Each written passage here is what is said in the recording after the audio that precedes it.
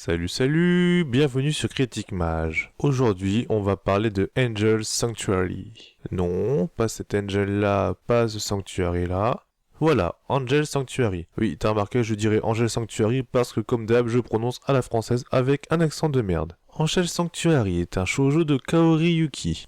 Kaori Yuki, qui est une auteure de shoujo assez connue, qui a créé pas mal de shoujo, sur lesquels on reviendra probablement plus tard dans d'autres vidéos. Angel Sanctuary a été publié de février 1995 à février 2001, dans je ne sais pas quel magazine, et j'en ai rien à faire, on s'en fout. Par contre, les dates, je te les donne à chaque fois, parce que pour moi les dates font partie de l'œuvre. T'es habitué, je pense, quand je parle de manga, je replace toujours les mangas dans leur contexte. Donc voilà, les dates sont importantes. Angel Sanctuary comporte 20 volumes, en France aux éditions Tonkam.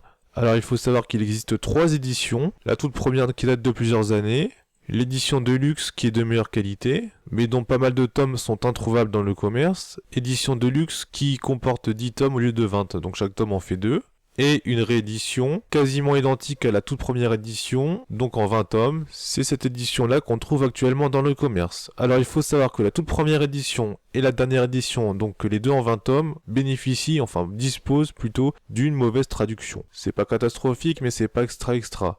Et du coup, la version de luxe est meilleure. Perso, j'ai lu la toute première édition parce que voilà, j'ai eu la chance de trouver, entre guillemets, de trouver un mec qui vendait le lot pas trop cher près de chez moi, du coup je l'ai acheté. Et voilà, la traduction en fait ça n'a pas énormément d'importance, je vais t'expliquer pourquoi après. Comme d'hab, je n'ai lu que le manga et pas vu les animés ou AV, donc je t'en parlerai pas. C'est un manga que je viens de terminer et j'ai plein de choses à dire, c'est pour ça que je le présente. C'est un mythe du shoujo, enfin considéré comme un mythe du shoujo, donc je l'ai lu et voilà. Tant que c'est frais dans ma tête, je t'en parle. C'est difficile de vous donner un petit synopsis en fait, parce que les synopsis, en général qu'on trouve sur internet, spoil les premiers tomes. C'est un peu dommage, du coup je vais vous dire un petit peu de quoi ça parle, mais sans rentrer dans les détails. L'histoire est celle de Setsuna Mudo, un jeune lycéen qui est amoureux de sa sœur Sarah Mudo. Voilà, amoureux, hein. C'est-à-dire qu'il a envie de se la taper, alors que c'est sa sœur. Donc t'auras compris, le manga parle d'inceste. Il apprend très vite qu'il est la réincarnation d'un ange nommé Alexiel, ange très puissant qui, dans les temps anciens, plus ou moins se frottait à Dieu. Donc voilà, un ange déchu en fait. Donc voilà, sur fond d'inceste, il y a une histoire en fait un peu fantastique avec des éléments célestes, etc. Alors, Angel Sanctuary, c'est considéré comme un mythe du shoujo, limite un des meilleurs shoujo qui soit. Un shoujo culte, c'est pour ça que je l'ai lu, et franchement il m'a super marqué, c'est un des mangas qui m'a le plus marqué. Je vais te dire pourquoi, je vais te dire ce que j'ai ressenti à la fin, lorsque j'ai lu la toute dernière page du manga. Ouais, je vais te dire ce que j'ai ressenti sans te spoiler. Eh ben j'ai été content, je me suis dit, enfin, fini, débarrassé définitivement de cette merde. Un des mangas les plus atroces que j'ai jamais lu. Oh la vache. Donc en fait j'ai souffert et j'ai vécu la fin du manga comme une libération. Parce que c'est vraiment une grosse bouse. Une bouse monumentale. Je crois que la dernière fois que je me suis fait autant chier c'était en lisant Saint Seiya Lost Canvas. Oh la vache. Mais voilà, Angel Sanctuary je le place parmi le top des mangas les plus pourris que j'ai jamais lu. Fairy Tail c'est divin côté de Angel Sanctuary. Alors avant de quitter la vidéo et te dire il dit de la merde, je te demande d'écouter mes arguments jusqu'à la fin et puis après de me donner ton avis si t'es pas d'accord. Du coup, dans cette vidéo, je vais t'expliquer pourquoi Angel Sanctuary c'est de la merde. Alors avant toute chose, on évite les préjugés. Je pense l'avoir démontré dans mes précédentes vidéos, je suis très bon public en ce qui concerne les mangas, j'aime tout, même si je suis beaucoup plus vieux que certains d'entre vous. J'aime encore les shonen, alors que franchement t'as des gamins de 20 ans qui pissent pas plus au leur cul et qui disent oh là là les shonen c'est nul hein, moi je dis du seinen monsieur hein, oh là là. Non, moi j'en suis pas là, je sais lire les mangas d'adolescents et j'y prends encore du plaisir. J'aime les shonen, les seinen, les shoujo, j'aime vraiment tout. Et même quand j'aime pas, j'analyse assez objectivement et je réussis à trouver des qualités au manga. Et des défauts bien sûr. Donc avant que tu me sortes, ouais mais de toute façon, Mage, t'aimes pas parce que tu n'es pas une fille, tu n'es pas le public visé, voilà, t'as pas été sensible à ça. Bah d'une, j'aime les shoujo. Je pense l'avoir démontré dans ma toute première vidéo, enfin ma toute première présentation de manga. De deux, j'adore le fantastique aussi. Et là je vais te dire direct, enfin te citer un shoujo que j'ai beaucoup apprécié, qui s'appelle Ayashi no Ceres. Oui, j'ai un accent de merde, je m'en fous. Alors au cas où tu connais pas Ayashi no Ceres, c'est une histoire en fait d'une sœur, enfin d'une fille et de son frère qui ont une relation un petit peu ambiguë on va dire, qui sont plus ou moins descendants, enfin qui sont plus ou moins des réincarnations de nymphes, grossièrement. nymphe céleste, donc voilà. Donc voilà, un peu de fantastique, un peu d'éléments célestes, une relation un petit peu bizarre entre un frère et sa sœur. Ça te rappelle pas quelque chose? Ouais, ça ressemble beaucoup à Angel Sanctuary, enfin, dans les grandes lignes, et franchement voilà, donc j'ai beaucoup aimé Ayashino Ceres, donc si j'ai pas aimé Angel Sanctuary, c'est pas à cause de l'univers, ni du scénario, ni du synopsis, ni du speech de départ, ni des thématiques. Voilà, j'ai détruit le premier argument, que me sortiraient ceux qui n'aiment pas que je critique Angel Sanctuary. On passe à la partie technique du manga, parce que j'ai beaucoup de choses à dire dessus. Alors graphiquement, regarde, c'est très beau, c'est super. Oui, et c'est le seul aspect positif du manga, je le reconnais. D'ailleurs, je pense que les gens qui ne savent pas analyser et qui ne voient pas plus loin que le bout de leur nez s'arrêtent au graphisme pour dire que ce manga est génial, voilà. Les traits sont fins, détaillés, les personnages sont super beaux, les hommes sont limite,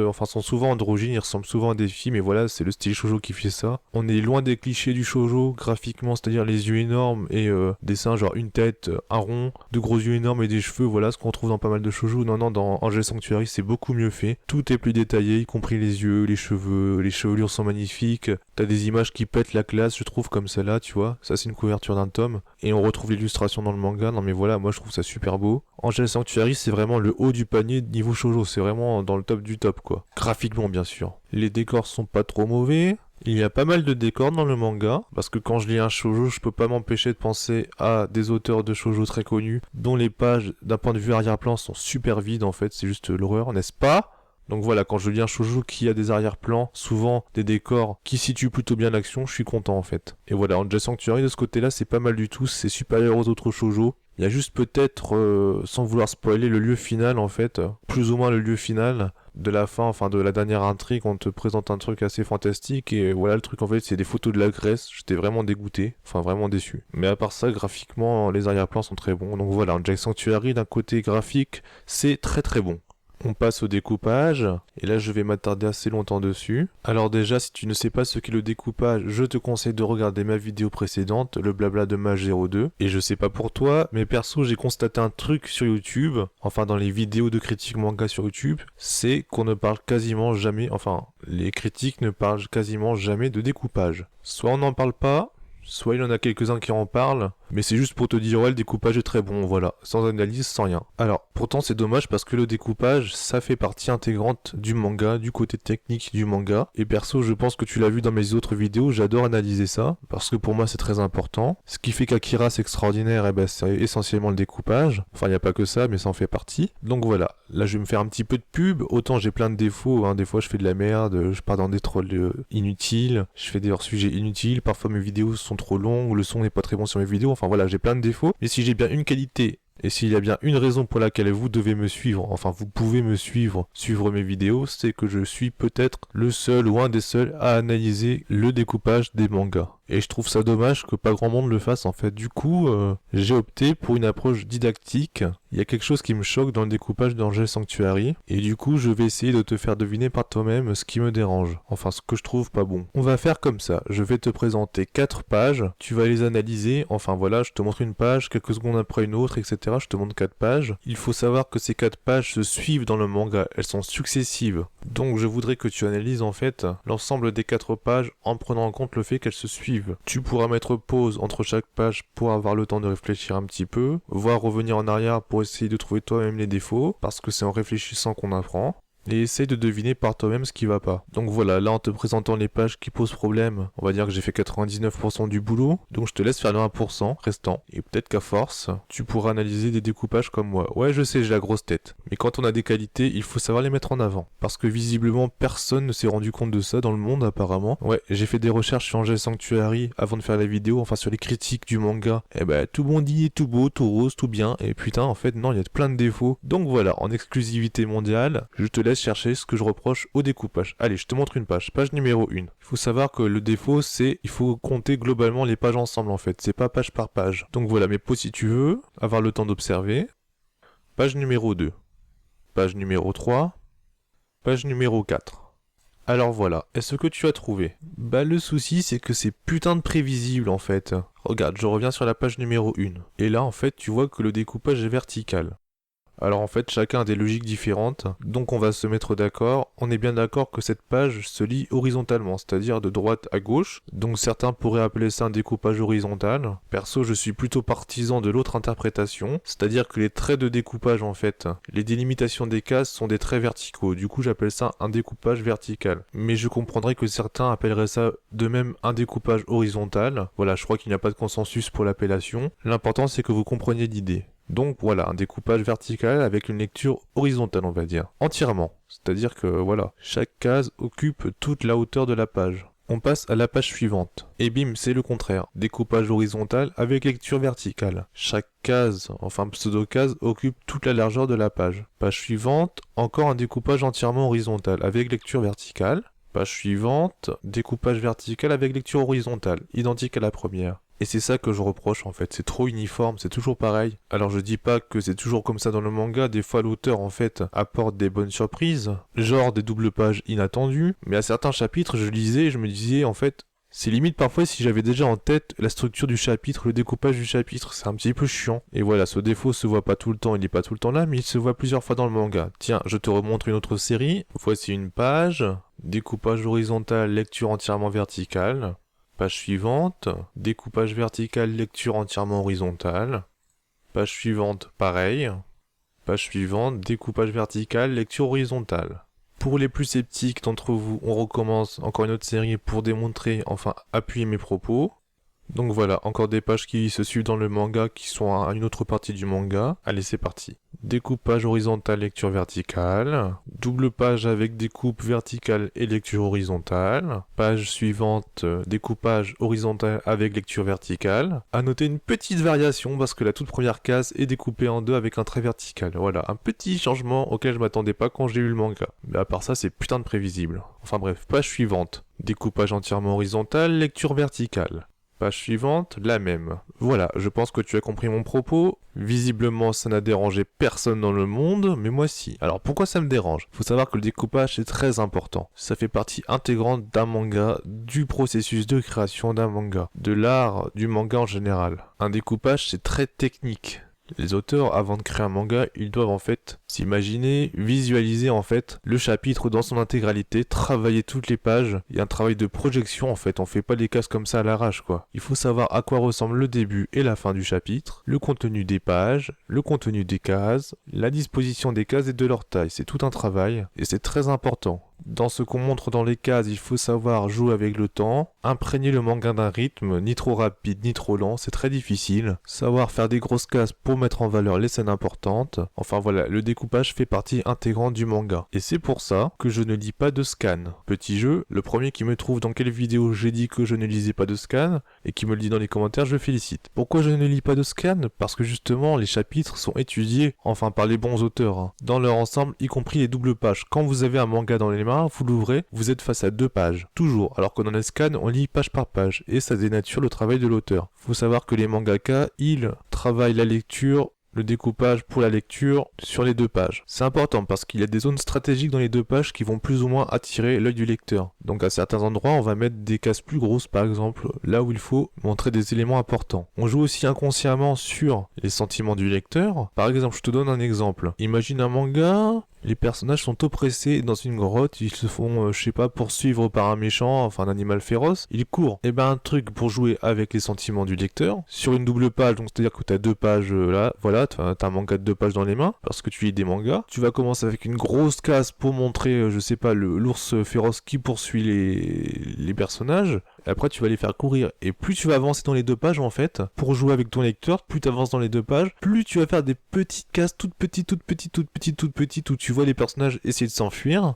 Et là tu te demandes pourquoi des petites cases? Et bien justement pour renforcer le sentiment d'oppression, pour que le lecteur, c'est inconscient, c'est un processus tout à fait inconscient, il se sent carrément oppressé par les petites cases, l'impression d'être serré, etc. Il est pas à l'aise, il va vivre pleinement en fait la course-poursuite des personnages dans la grotte. Et c'est inconscient, c'est ça qui est bon. Et à la toute fin des deux pages, c'est-à-dire la dernière case en bas à gauche de la page de gauche, parce qu'un manga c'est de droite à gauche, on va dire que les personnages, les protagonistes aperçoivent de la lumière, tu te sens stressé par les petites cases, tu vois la lumière, t'as qu'une envie, c'est de tourner la page, tu tournes la page, et là on te balance une grosse case avec la lumière du jour et le fait que les personnages soient sortis de la grotte. une grosse case, entre guillemets, libératrice. Et c'est ça, jouer avec les sentiments du lecteur. C'est-à-dire qu'on t'a oppressé sur les 2 pages d'avant, tu tournes la page et bim, tout comme les personnages du manga, tu vis la vision de la lumière du jour comme une véritable libération. Voilà, c'est un exemple que je viens de t'inventer assez concret, pour que tu comprennes toute l'importance du découpage, de 2, du fait qu'un manga ça se lit version papier avec 2 pages, et de 3, qu'analyser un découpage c'est pas donné à tout le monde. Le découpage c'est donc un art, ça joue avec les sentiments du lecteur, avec leur inconscient, leurs émotions, etc. Le découpage d'un manga c'est donc pas juste faire des petits carrés là pour mettre des cases et puis dessiner comme ça, non ça se travaille avant, c'est pas on fait des petites cases au pif et on les remplit après. Enfin pour un bon et vrai manga, il faut avoir en fait la faculté de se projeter, de projeter l'image des cases, des planches, des chapitres entiers avant de créer des mangas. Le découpage est donc véritablement un art. Et donc quand un découpage devient prévisible, comme dans Angel Sanctuary, c'est-à-dire qu'un lecteur expérimenté comme moi, oui je m'envoie des fleurs encore, je m'en fous si t'es pas content, quand un lecteur comme moi ouvre un chapitre et qu'il sait quasiment à l'avance comment va être structuré le chapitre, c'est pas bon, c'est vraiment pas bon. Un découpage trop prévisible, trop uniforme, c'est-à-dire trop similaire, comme Angel Sanctuary, ça dégage beaucoup moins d'émotion qu'un bon découpage. Et si tu veux un exemple de bon découpage, eh ben tu lis Akira. Tu vas voir ma vidéo sur Akira et tu lis Akira. Donc voilà, le découpage est pas bon. Rien que pour ça, je peux pas dire qu'Angel Sanctuary soit un bon manga dans le haut du panier. Rien que pour ça. Et ça, c'était juste l'aspect purement technique. Maintenant, je vais cracher bien copieusement sur la narration. Ça fait partie du découpage, en fait, ce que tu mets dans les cases. Outre la forme des cases, leur taille et leur nombre, ce qui est important, c'est le contenu des cases. Le rythme imprégné au manga, il ne faut pas être trop lent, pas trop rapide, savoir jouer d'ellipses, savoir planter le décor, enfin voilà, tout est un travail monstrueux. Et de ce point de vue-là, Angel Sanctuary, c'est une des pires merdes que je n'ai jamais lues. Je vais t'expliquer pourquoi, je vais te montrer. Voici une page tirée du manga. Tu vois en haut le bonhomme brun qui sourit. Je précise pas, hein, pour pas spoiler, de toute façon, sorti de leur contexte, ça te spoilera rien du tout. Ensuite, quand tu descends, 2 personnages à droite, et sur la gauche, un personnage qui a l'air d'être adossé contre le mur. Ça y est, tu repères? Alors, ça va peut-être te surprendre, mais entre les 2 personnages à droite et le personnage à gauche, là, celui qui est adossé contre le mur, donc entre ces personnages, on a totalement changé de lieu. Et oui, ça se voit pas. Et on peut pas le savoir. C'est super. Voilà, c'est de la merde ce manga. Alors je t'explique, il y a une histoire d'ange, comme je l'ai dit au début. Et il y aura plusieurs mondes, c'est-à-dire que les personnages vont voyager dans des mondes différents. Genre, il va y avoir la Terre, le monde des anges, le monde des démons, etc. Ok, d'accord, pas de souci. Divers protagonistes se trouvent dans divers endroits différents, c'est pas dramatique. Mais on passe de l'un à l'autre n'importe comment. Et là, le bonhomme là, adossé contre le mur, c'est pas un personnage principal, c'est une secrétaire, c'est-à-dire que le personnage tu le vois pas. Donc t'es avec les personnages que je t'ai présentés là en haut et les 2 à droite. Et en plein milieu de page comme ça, sans transition, sans rien du tout, tu passes à un lieu en fait, et tu sais pas où, parce que le bonhomme adossé contre le mur, tu le connais pas. Donc tu sais pas où t'es, tu sais pas qui c'est. Et donc tu regardes la page d'après, le bonhomme qui était contre le mur, là il parle, le pseudo-secrétaire, là je sais même plus qui c'est comme bonhomme. Sur une case, là un mec qui est assis devant son bureau, le mec devant son bureau, tu sais pas qui c'est. Et il faut regarder la case d'après pour savoir qui c'est. Voilà, le mec à lunettes, et là tu dois réfléchir, tu dois dire, attends, le mec à lunettes, il est dans un monde différent des autres personnages qu'on a vus avant. Du coup, on a changé de monde. Ah oui, d'accord, ok. En gros, il a fallu 3 cases pour que tu comprennes que t'as changé de lieu. C'est juste dramatique, c'est très mal foutu. Il faut réfléchir constamment. Alors que putain, une base de la création de manga, c'est de planter le décor, c'est de montrer une image quand tu changes de décor. Ou quand tu fais une ellipse. C'est quand même pas compliqué, mais là, c'est juste pas possible, quoi. Surtout, en plus, quand il y a plein de mondes différents, enfin, des univers différents, c'est juste... c'est insuivable.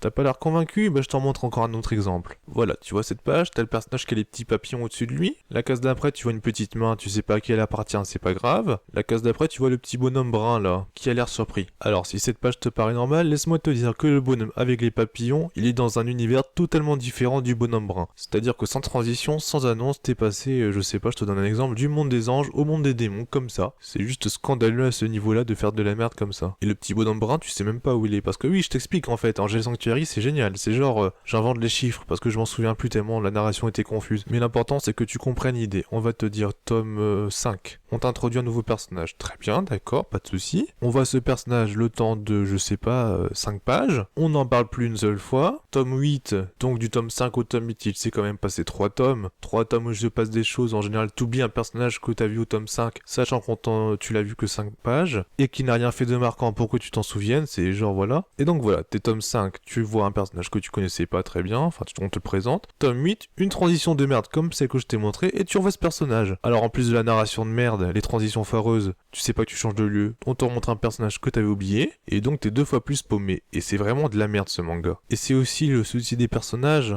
je reviendrai dessus. Je te montre encore un autre exemple, tiens, je te montre cette page là, tu regardes la page, t'as un petit bonhomme qui pleure parce que son jouet est cassé, d'accord. Voilà, regarde-la bien, regarde surtout la dernière case. Ok, je te montre la page suivante.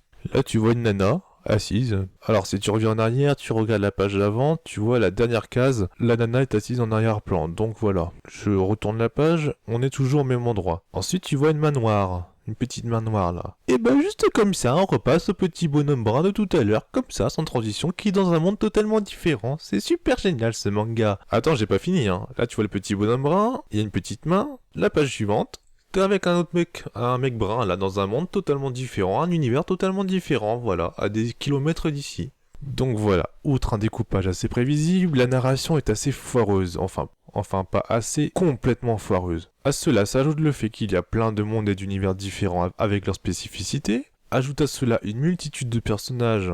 Essaie de te souvenir ce que j'ai dit au début de la vidéo, les personnages androgynes. Oui, parce qu'ils ressemblent, enfin les mecs ressemblent à des filles, etc. Du coup, quasiment tous les personnages se ressemblent. Les personnages sont introduits n'importe comment, on les voit 3 pages, on les voit 2 tomes plus tard, on sait plus qui ils sont, ils ne font rien de marquant. On est paumé aussi bien géographiquement qu'au niveau des personnages, parce que tu t'en souviens pas, ils n'ont rien fait de marquant en fait, à part les personnages principaux, voilà. Pourtant, je pense pas avoir une mémoire de merde quand même, quoi. Bon, il y a aussi le fait que je sois vraiment jamais rentré dans le manga, du coup je me souviens peut-être pas autant des personnages que quelqu'un qui est fan du manga, mais voilà, c'est incompréhensible, les personnages se ressemblent, ils sont introduits n'importe comment, et le seul que tu retiens en fait, ils font des choses marquantes, mais les choses marquantes c'est ils se sacrifient, ils meurent. Donc ouais, tu t'en souviens quand ils crèvent en fait. Donc t'es paumé avec les personnages, en plus de pas savoir où t'es. Pour te donner un exemple, avec un manga pas très connu, la dernière fois que je me suis senti aussi paumé, c'était devant Naruto. Lorsque Naruto arrive à l'examen Chunin, la salle où il y a plein de personnages là. Pour l'examen, le premier examen, on te balance des tonnes de personnages, les nouveaux Genin de Konoha, les adversaires, les antagonistes, etc. Moi je m'en souvenais pas. Ce qu'il y a, c'est que pendant l'examen Chunin, on s'attarde sur les personnages, on les voit en action, on les voit en combat, ce qui fait qu'à la fin de l'examen Chunin, on se souvient des personnages. Ils nous restent en mémoire.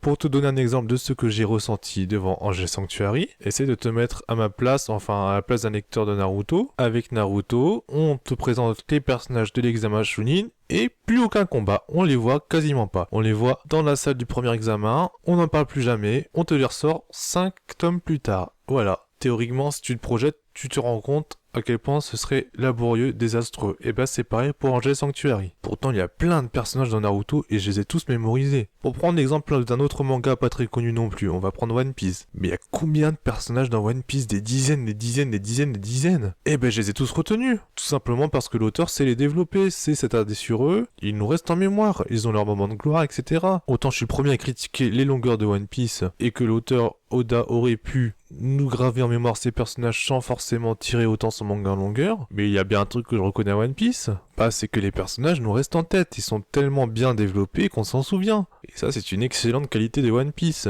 et même de Naruto, même si dans Naruto les flashbacks à rallonge nous cassent les couilles, et dans One Piece aussi d'ailleurs. Donc voilà, je prends des exemples de mangas connus pour que tu comprennes ce que j'ai ressenti en lisant Angel Sanctuary si tu ne l'as pas lu. Donc tu t'imagines One Piece ou Naruto, sans qu'on développe les personnages, voilà. En plus de ça, mais ça c'est pas un reproche au manga, la traduction Tonkam des premières éditions et la toute dernière n'est pas très bonne, parfois il y a des petites erreurs de sens, donc ça aide pas beaucoup. C'est pas ça qui fait que le manga est incompréhensible, hein. Le manga il est déjà de nature. Et c'est une critique que j'ai vue plusieurs fois, c'est entre guillemets, il faut s'accrocher pour comprendre. Donc voilà, un manga pour moi t'as pas besoin de le lire plusieurs fois pour le comprendre, s'il y a un truc qui va pas sinon. Et là visiblement ça va pas du tout. C'est pour ça que je dis qu'Angel Sanctuary c'est de la merde, j'ai jamais pris aucun plaisir à lire ce manga, enfin quasiment aucun. C'est d'autant plus dommage que graphiquement, comme je l'ai dit au début de la vidéo, c'est magnifique. Pour du shoujo c'est magnifique. Donc voilà, techniquement, sur la forme, c'est globalement très mauvais. Des beaux dessins ne font pas tout. Et des mangas avec des dessins pas terribles peuvent être bons. Voilà, après avoir dégommé ce manga sur la forme, on va le dégommer sur le fond parce que c'est encore plus rigolo.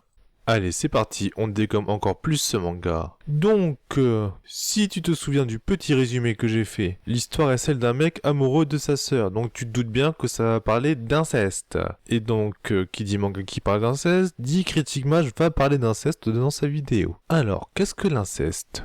Inceste, étymologiquement, vient du mot latin incestum, qui est le nom correspondant à l'adjectif incestus. Incestus, qui veut dire impropre, impur. Oui, parce que castus veut dire propre, pur, du coup, incestus veut dire impropre, impur. Ça commence déjà bien pour l'inceste. Globalement, l'inceste désigne une relation entre membres d'une même famille. C'est un phénomène dont la vision et la définition varient selon les époques et les sociétés. Certains pays condamnent fermement par la loi l'inceste, d'autres non. Dans le droit français, on ne trouve pas d'article propre à l'inceste dans le code pénal. Du coup, purement en soi, avoir une relation incestueuse n'est pas puni par la loi. Mais l'inceste peut être considéré comme circonstance aggravante d'une agression sexuelle par exemple. C'est-à-dire que si vous agressez sexuellement un parent, un proche, enfin quelqu'un de la famille, la peine et les poursuites encourues seront différentes, que ce soit par rapport à une agression sur un membre lambda, enfin une personne lambda. Voilà, je vais pas vous faire des cours de droit pendant 2 heures. Alors moi perso, l'inceste, je suis contre. Bon, déjà on va mettre les choses au clair. Pour moi, il y a 2 types d'inceste, l'inceste consentant, l'inceste non consentant. L'inceste non consentant, ce sont généralement les viols, les pères qui vont violer leurs filles, etc. Ça c'est juste dégueulasse, c'est intolérable.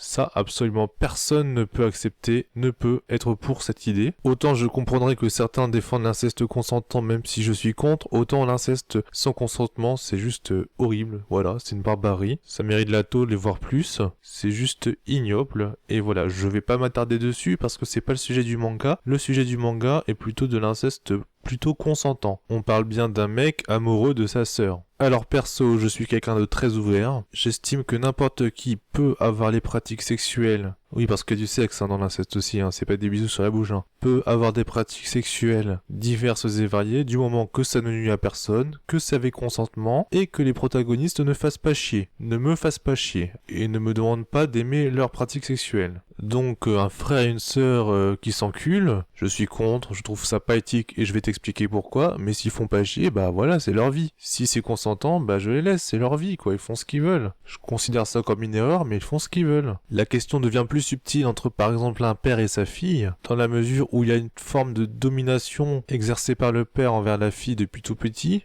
dans la mesure où la fille, enfin l'enfant généralement a besoin de ses parents, et donc un tel inceste serait un petit peu, pour résumer, entre guillemets, un abus de situation de domination. Je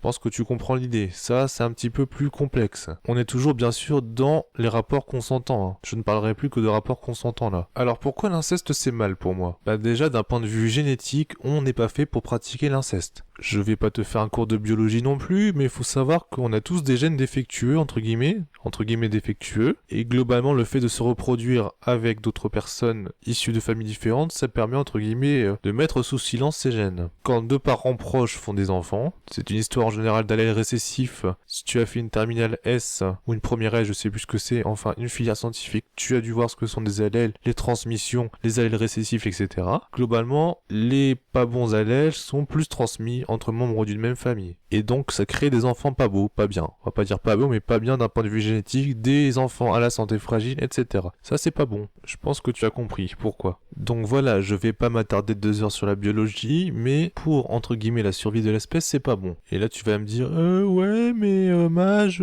l'inceste, c'est un tabou de l'esprit de l'humain. J'ai envie de te dire non.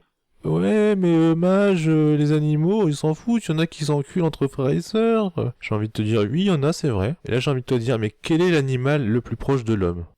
Le bonobo, ce petit singe là trop mignon là, tu vois. Alors, au cas où tu le sais pas, bon, j'ai pas un chiffre précis parce qu'il change en fait selon le nombre d'études qui ont été faites, mais globalement, le bonobo a entre environ 99% d'ADN en commun avec nous les hommes. C'est-à-dire qu'on a 99% d'ADN identique aux primates que sont les bonobos. 99%. Alors de 2 choses. La première, c'est que j'emmerde les créationnistes.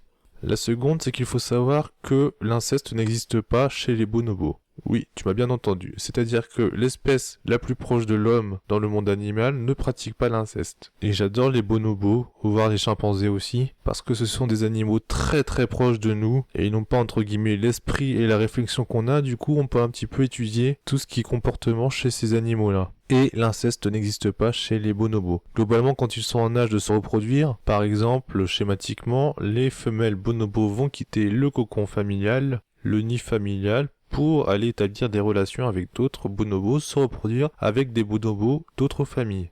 Évitement de l'inceste. J'ai envie de dire, c'est inscrit dans leur gène. C'est grossier ce que je dis, mais pour moi, c'est inscrit dans leur gène. Et c'est aussi inscrit dans les nôtres. Donc à la fois, génétiquement, c'est inscrit dans nos gènes que l'inceste, c'est pas bien. En témoignent nos descendances bourrées de maladies génétiques. Mais aussi, à la fois, dans notre culture, l'inceste est tabou. On parle de tabou de l'inceste. Pour plusieurs raisons, c'est quelque chose qui s'est établi il y a très longtemps et très tôt. Bon, certaines sociétés considèrent l'inceste comme entre guillemets bien, après voilà, pour ce qu'elles veulent, mais j'ai envie de te dire, qu'est-ce qui guide ta vie? Le fil conducteur de ta vie des êtres humains en général, c'est très souvent leur relation avec autrui. Et pour te schématiser les pressions sociales et le rôle de l'inceste, enfin du tabou de l'inceste qui est ancré dans notre culture et nos gènes depuis tellement longtemps, c'est entre guillemets cette envie de se reproduire, qu'elle soit consciente ou inconsciente, avec autrui, qui permet l'émancipation de l'homme, le contact avec autrui, les relations sociales, amicales, amoureuses, etc. Je veux dire franchement, là on va dire que je m'adresse à un public de mecs, si dès que t'es petit tu couches avec ta mère, à quoi bon aller dehors, à quoi bon s'extérioriser? Tu auras toute la satisfaction sexuelle dont tu as besoin si ta mère couche avec toi dès que t'es petit. Et ça fait un sujet complètement renfermé sur lui-même, qui pue le renfermer, qui pue l'abrutissance. Oui, l'abrutissance, ça n'existe pas, je sais. Donc le tabou de l'inceste, quoi qu'on en dise, c'est quelque chose d'indispensable pour nos sociétés. À ton avis, pourquoi je fais mes vidéos, hein? C'est tout simplement pour espérer qu'une jolie jeune fille voit mes vidéos, tombe amoureuse de moi, me rencontre et je me tape une nouvelle nana. Et ouais, mon gars. Enfin, ma fille, enfin, je sais pas, c'était un garçon ou une fille. Parce que, voilà, si j'avais ma petite sœur qui est en train de me sucer au moment où j'enregistre cette vidéo, pourquoi la faire, quoi? J'ai tout ce que je veux à la maison. Ah, non, c'était dégueulasse. Je plaisante, bien sûr. Si je fais des vidéos, c'est bien sûr pour le pognon. Non, j'arrête les conneries, c'est surtout pour gagner en visibilité. Parce que j'aime donner mon avis et je trouve que YouTube est le meilleur endroit pour être exposé publiquement, enfin que les gens aient accès facilement à mes avis. Donc voilà, l'inceste pour moi c'est mal dans tous les sens du terme. Après s'il y a des gens qui pratiquent des relations incestueuses, n'hésitez pas à témoigner ici, mais pas en mode forumjeuxvideo.com à savoir que vous avez une bonasse de cousine qui couche avec vous, c'est rigolo mais voilà c'est pas la réalité. La question qu'on peut se poser, c'est faut-il accepter l'inceste? Ou plutôt, faut-il tolérer l'inceste? Alors, j'ai déjà plus ou moins répondu, l'inceste non consentant, c'est hors de question. L'inceste consentant, ouais, peut-être, les gens font ce qu'ils veulent. Mais globalement, les cas d'inceste que j'ai pu voir dans ma vie... comment ça se passe? En général, ce sont souvent des gens un petit peu arriérés mentaux, dans des villages un petit peu paumés, qui ne sortent pas beaucoup, qui jouent à la touche pipi entre frères et sœurs, qui finissent par aller plus loin, qui finissent par goûter, qui aiment ça, qui vont jusqu'au rapport sexuel, et voilà. Après, voilà, ils aiment ça parce que forcément, un rapport sexuel, c'est agréable. Et ça continue, donc se créer une pseudo-affection, un pseudo-attachement, etc. C'est con parce que s'ils avaient découvert le plaisir sexuel avec quelqu'un différent de leur famille, je peux dire qu'ils auraient plus kiffé que ça, plus kiffé que l'inceste. Ça se crée souvent comme ça se dessine souvent comme ça, des histoires d'inceste, en fait, souvent entre frères et sœurs, parce que là c'est la thématique du manga, entre guillemets, on goûte au plaisir avec le frère et la sœur, ou la sœur je veux dire, et voilà, et on prolonge, et puis voilà.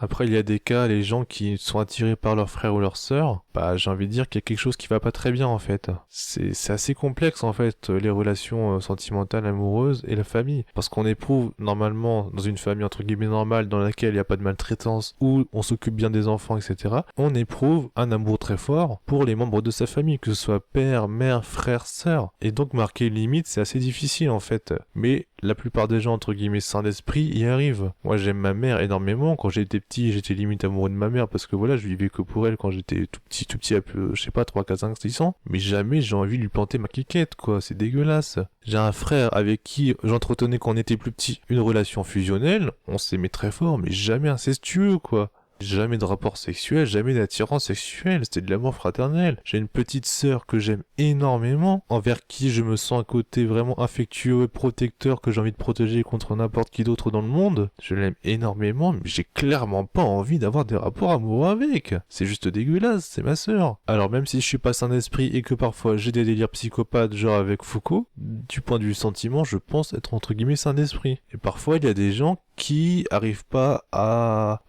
qui franchissent entre guillemets ces limites plutôt floues, ces limites difficiles à établir et naissent de là des relations incestueuses. Je dis pas que les gens qui ont des relations incestueuses sont des attardés, c'est pas vrai, pas tous, même si j'en ai vu beaucoup. Mais c'est complexe, c'est pas une maladie mentale, non, mais c'est complexe. C'est très complexe. Donc voilà, globalement je crache pas sur les gens qui pratiquent l'inceste forcément, mais je suis contre. Donc voilà. Pourquoi je t'explique que je suis contre ? Réfléchis. La thématique du manga, c'est l'inceste. Comment on peut avoir envie de supporter le héros, que le héros Setsuna se tape sa sœur? Je peux pas. Moi, j'avais qu'une envie quand je lisais le manga, c'est que Setsuna ne se tape jamais sa sœur, qu'il arrive jamais à la séduire. Bon, maintenant, pour te dire ce que j'ai ressenti vis-à-vis de l'inceste de ce manga, je vais devoir te spoiler. C'est-à-dire que je vais te révéler les choses qui vont se passer dans les 3 premiers tomes. C'est-à-dire que je vais te révéler des événements qui vont se passer dans le tome 3, je crois. Alors, ça te gâchera pas le plaisir, si on peut appeler ça du plaisir, de la lecture intégrale du manga, mais ça peut te gâcher le mini plaisir que pourraient te procurer les 3 premiers tomes. Donc c'est comme tu as envie de savoir. Alors soit tu peux quitter la vidéo, soit tu peux cliquer sur le petit rectangle pour sauter le spoil, soit tu peux avancer là comme je t'affiche à l'écran de combien de minutes. Mais je te conseille d'écouter parce que ça fait partie de mon argumentation. Allez, c'est parti, je spoil en 3 secondes. 1, 2... et 3. Globalement, Setsuna se tape sa sœur, voilà, c'est fait, spoil. Dans le tome 2 ou 3, je sais pas. Alors, l'histoire de Setsuna, c'est qu'il est amoureux de sa sœur, et le vit pas très bien, ça c'est pas mal fait. Il a envie de se la taper, mais il le cache au monde entier parce que c'est pas bien, il sait que socialement parlant, l'inceste, c'est mal vu. Ok, ça c'est bien fait, mais dans une relation incestueuse, outre la culpabilité publique sociale, la pression sociale, le problème social, il y a une culpabilité intérieure parce qu'on sait que c'est pas bien. C'est inscrit dans nos gènes et dans notre culture. Dans l'inceste, il y a une ambivalence des sentiments. Déjà, on sait pas trop où on est au niveau des sentiments. On est complètement paumé. Parce qu'on a un pied entre 2 formes d'amour différents, on est complètement paumé, il y a vraiment une forme en fait d'ambivalence, d'incompréhension intérieure de ses sentiments, etc. Un mal-être, limite un malaise, c'est très compliqué l'inceste. Mais Setsuna, qu'est-ce qu'il y a ? Bah, il est content, il est amoureux de sa sœur, il est content, il en a rien à foutre, voilà, il est amoureux de sa sœur, c'est comme ça, voilà. Et là, tu vois en fait, Kaori a dit, je sais pas, peut-être dans un message du tome 1, 2 ou 3, j'en sais rien, au début du manga, qu'elle a jamais eu de frère. Ben ça se sent, ma grande, ça se sent. Ça se sent que tu sais pas ce que c'est un amour fraternel, une relation fraternelle, une ambivalence de sentiments, ça se sent. Et pour ça, Angel Sanctuary, c'est de la merde. Setsuna, il est amoureux de sa sœur, point barre. Aucun questionnement quasiment. Juste, oh là là, c'est pas bien, on va me dire que c'est pas bien. Et, miracle, miracle, sa sœur est aussi amoureuse de lui. Alors ils vont se... voilà. Tous les deux. Bref, dégueulasse. Pareil, aucun questionnement, juste laissez-nous vivre notre amour en paix. Oh là là. Et putain, mais c'est horriblement maltraité cette thématique de l'inceste. J'ai jamais vu ça. Même dans Game of Thrones, l'inceste est infiniment mieux traité. Alors je vais pas dire qui est le couple incestueux, même si tout le monde le sait, on sait jamais s'il y en a qui n'ont pas vu la première saison. De toute façon, tu tapes inceste sur Google Images, tu tombes sur leur tronche. Mais même dans Game of Thrones, ils savent que c'est pas bien. Il y a une sorte de culpabilité. Ou même, au lieu de ça, ils s'en cachent. Il y a donc une culpabilité entre guillemets sociale. Ils cachent leur relation incestueuse au monde.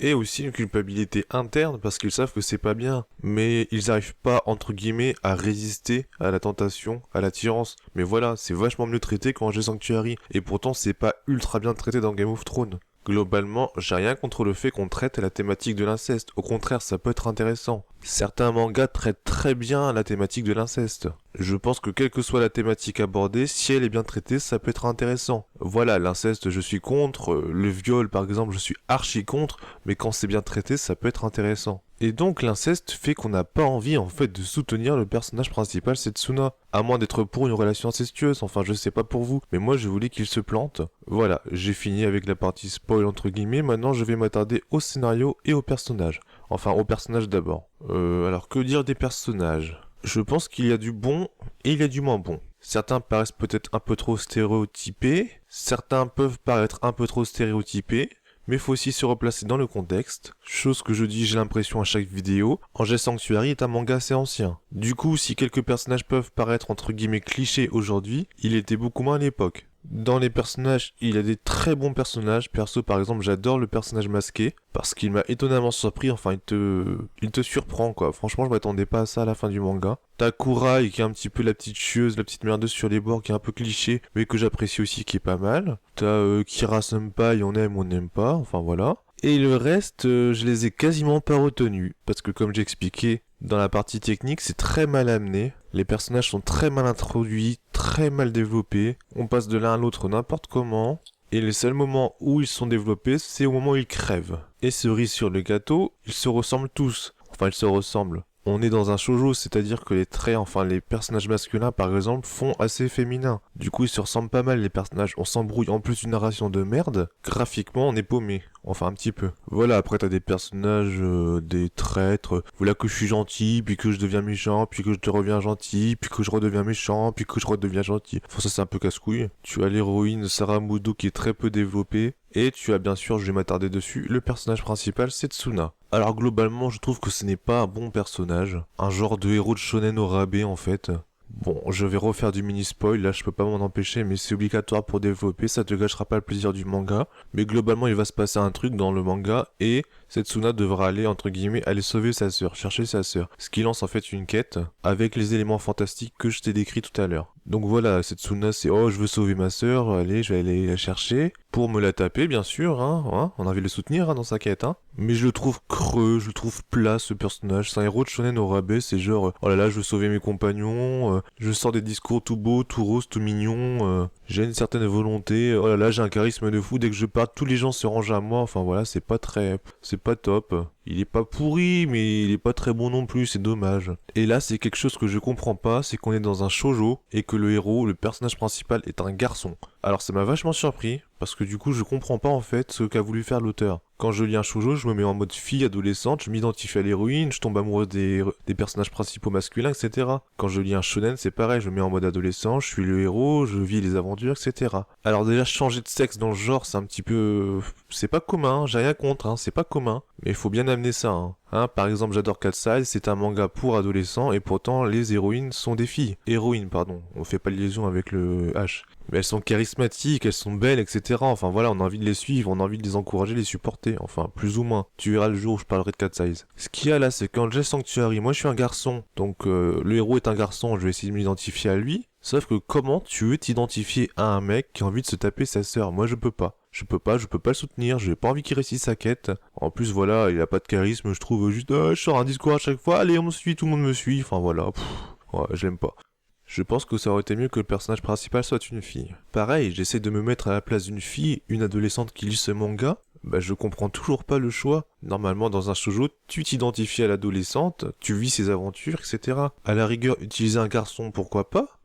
Utiliser un garçon comme personnage principal, pourquoi pas? Pour que l'électrice ait envie de le soutenir dans sa quête, soit pour qu'il réussisse son histoire d'amour, etc., qu'il finisse avec sa bien-aimée, parce qu'en tant que fille, on aime bien les choses romantiques, d'accord, c'est intéressant, mais là, je comprends pas, et c'est le problème de l'inceste. Comment une fille censée peut avoir envie de soutenir un mec pour qu'il aille se taper sa sœur? Je comprends pas. Et le pire, c'est que d'après les courriers des lecteurs dont parle Kaori Yuki dans le manga, pas mal de filles étaient pour que Setsuna arrive à son but et se tape sa sœur. Et ça, je comprends pas. Et là, je reviens sur l'inceste, et c'est tout le problème du manga, parce que globalement, qu'est-ce que ça a apporté de dire que Setsuna et Sarah sont frères et sœurs? Absolument rien. Rien de rien. Enfin, si à la fin du manga, ça justifie un pseudo-procès, enfin voilà, je vais pas spoiler. Mais je veux dire, si Setsuna et Sarah n'avaient pas été frères et sœurs depuis le début du manga, l'histoire aurait été exactement la même, dans la mesure où l'inceste est tellement maltraité que les sentiments fraternels n'existent pas, que Kaoriyuki n'a jamais eu de frère, ça se sent, c'est une histoire d'amour comme une autre. Enfin voilà, l'inceste n'apporte absolument rien, et c'est ultra mal foutu. Et je pense que si ça avait pas été un inceste, j'aurais moins fait un blocage dessus. Je me serais peut-être plus identifié à Setsuna, j'en sais rien, j'aurais peut-être été plus pour qu'il réussisse à se taper sa bien-aimée si j'étais en mode adolescente. Ce que j'ai essayé d'être pendant la lecture du manga. Mais ouais, juste pourquoi parler d'inceste? Pourquoi dire que c'est de l'inceste alors que ça apporte rien, c'est même pas traité l'inceste. Si je veux me taper ma sœur, voilà, je vais à une quête, je me laisse sauver. Je veux dire, si ça avait été une fille, c'est... Une fille normale, même pas une camarade de lycée, ça aurait été beaucoup mieux. Quand on sait pas traiter l'inceste, on ferme sa gueule. Parce que même moi, si j'ai pas forcément raison, au moins j'apporte des pistes intéressantes dans ma vidéo sur l'inceste. Mais Kaori Yuki, non, ça va pas du tout. Et donc voilà, si les personnages en soi ne sont pas si mauvais que ça, leur introduction, leur développement, scénaristiquement parlant, la narration, la technique du manga font que c'est mauvais. Le héros est mauvais, je suis désolé. Mais quand on n'arrive pas à se mettre à la place d'un mec, on évite de faire ça dans un manga, je trouve. Enfin voilà. On passe maintenant au scénario. Globalement, j'ai envie de dire que le manga est composé de 3 arcs différents, 3 gros arcs. Enfin, le petit arc d'introduction, qui couvre à peu près les tomes 1 à 3, on va dire, dans lequel on prend connaissance des personnages au début. J'ai trouvé ça pas trop mal au début, en fait. Il y avait une thématique d'un jeu vidéo un peu bizarre. Voilà, les personnages sont introduits. Je me dis que l'inceste, pourquoi pas, ça peut-être plutôt bien développé. Socialement parlant, c'est plutôt bien développé, l'inceste, et c'est tout. Après, il se passe quelque chose dans le tome 3. Alors attention, parce que sur internet, si tu lis juste le synopsis du manga, la plupart des synopsis te spoilent ce qui se passe dans le tome 3. Mais voilà, il se passe quelque chose, et globalement, Setsuna va devoir aller sauver sa sœur. Et là, je vais te faire un mini spoil, et voyager dans des mondes fantastiques, machin, parce que ça parle d'anges, hein, tu te rends doute bien, je te l'ai déjà dit, et le titre du manga le dit. Et là, tu commences le gros arc de la merde qui tue, où on passe du coq à l'âne de n'importe comment, comme je te l'ai déjà expliqué tout à l'heure dans la partie technique. Cet arc, c'est vraiment de la merde, une vraie torture. Ça dure plus ou moins une dizaine de tomes, et puis à la fin, t'as le dernier arc, entre guillemets, final, qui dure aussi plus ou moins une dizaine de tomes. Alors, je m'en souviens pas exactement quel tome, hein. En plus, j'ai tellement pas aimé ce manga que voilà, je comptais plus les tomes, je disais, mais vraiment, c'était vraiment pour aller jusqu'au bout, quoi. Pour tout dire, j'ai fini ce manga avant pas Fairy Tail, j'ai fini ce manga, oui je sais, je laisse exprès mes petits bégaiements, je m'en fous. C'est encore pour te partager que des fois c'est pas facile de s'enregistrer, parce que mes pensées vont beaucoup plus vite que ma parole. Oui, j'ai fini Angel Sanctuary avant Rêve, hein, c'est pour te dire à quel point c'est...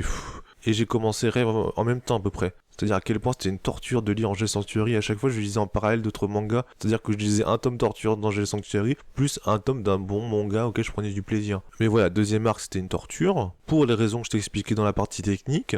Et troisième arc, c'est un petit peu mieux. Franchement, il y a des éléments intéressants. Mais voilà, je vais pas t'en dire plus pour pas spoiler. Il y a des surprises intéressantes, notamment le personnage masqué qui m'a surpris. Il y a des choses qui étaient prévues depuis longtemps, apparemment, c'était bien fait. Et voilà, globalement, le manga, outre l'inceste, apporte quelques thématiques intéressantes.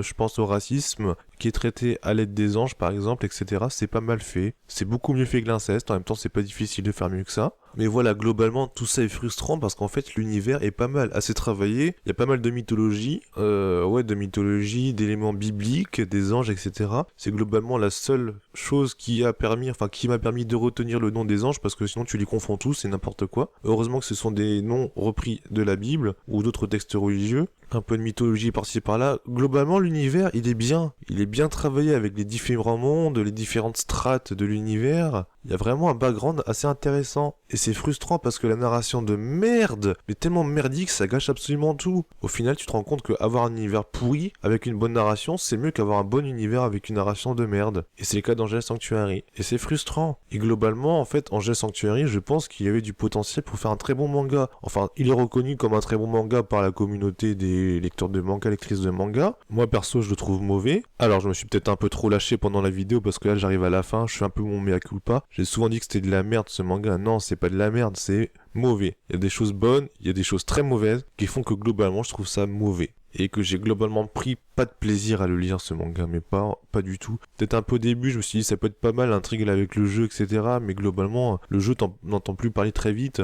C'était juste pour introduire les éléments un petit peu fantastiques. Mais ouais, c'est surtout la narration, la partie technique qui fait que c'est mauvais, c'est très mauvais. Plus les thématiques très mal abordées, enfin voilà, l'inceste. Donc je sors un peu frustré de ce manga parce que je pense qu'il y avait de quoi faire un excellent shoujo. Quand on dessine aussi bien que l'auteur, il y avait de quoi faire quelque chose. Un bon univers aussi. Meilleur que qu'une bonne partie des shoujo déjà existants. Mais voilà, la narration fait que globalement c'est mauvais. Voilà. Je te remercie d'être arrivé au bout de cette vidéo. Elle était très longue, mais j'avais envie de m'attarder sur la partie technique, sur des faits scientifiques, sur l'inceste, t'expliquer pourquoi j'ai pas aimé du tout ce manga. Alors je pense qu'il y a des choses à redire sur ma vidéo, parce que certains ont aimé ce manga, enfin beaucoup ont aimé ce manga, donc n'hésite pas à contredire mes arguments dans les commentaires. Voilà, moi je suis ouvert à toute critique à partir du moment où il y a des arguments, où on m'explique pourquoi on n'est pas d'accord, plutôt de dire hey, t'as tort, non. Vous pouvez me dire tu as tort parce que, enfin je pense que tu as tort parce que, et là tu développes.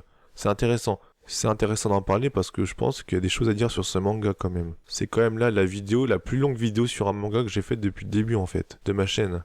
Même sur Akira, j'ai pas fait aussi long, donc c'est te dire qu'il y a des choses à dire sur ce manga, quoi. Donc voilà, n'hésite pas à t'abonner, à partager la vidéo, à mettre des pouces vers le haut ou vers le bas selon ce que t'as pensé. Je pense que je vais me taper plein de pouces vers le bas avec ce que j'ai dit, avec ce que j'ai craché sur le manga, mais je m'en fous. Voilà, sur ce, je te dis bonne journée, bonne matinée, bonne soirée, bon après-midi, bonne nuit, bonne je sais pas trop quoi. Tout dépend de l'heure à laquelle tu regardes cette vidéo ultra longue, j'espère qu'elle t'a pas endormi. Moi perso, c'était très long de l'enregistrer et de la faire. Prochaine vidéo dans longtemps parce que je vais m'attarder dessus sur Hunter x Hunter.